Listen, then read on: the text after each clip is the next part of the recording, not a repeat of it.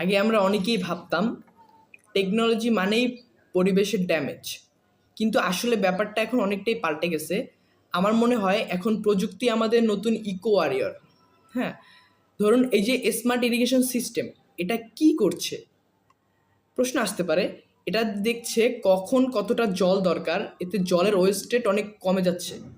কিংবা এই যে আমাদের ছাদে সোলার প্যানেল বসানো হচ্ছে, এটা তো এক প্রকার ক্লিন এনার্জি। হ্যাঁ, আর হ্যাঁ, এই গ্রিন সিটি কনসেপ্টগুলো তো প্রযুক্তির জন্যই সম্ভব হচ্ছে, তাই না? এটা সিরিয়াসলি একটা বিগ স্টেপ। হ্যাঁ, কিন্তু একটা প্রবলেম আছে।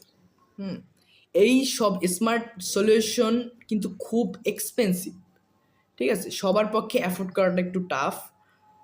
আসলে আরেকটা বড় চ্যালেঞ্জ হলো ই ওয়েস্ট। আমরা যত বেশি ডিভাইস ব্যবহার করছি, তত বেশি ইলেকট্রিক আবর্জনা তৈরি হচ্ছে। এই আবর্জনাগুলো প্রপারলি ডিসপোজ করাটা একটা হিউজ ইস্যু। ঠিক আছে, ঠিক আছে, এটা নিয়ে আমাদের আরও কেয়ারফুল হতে হবে।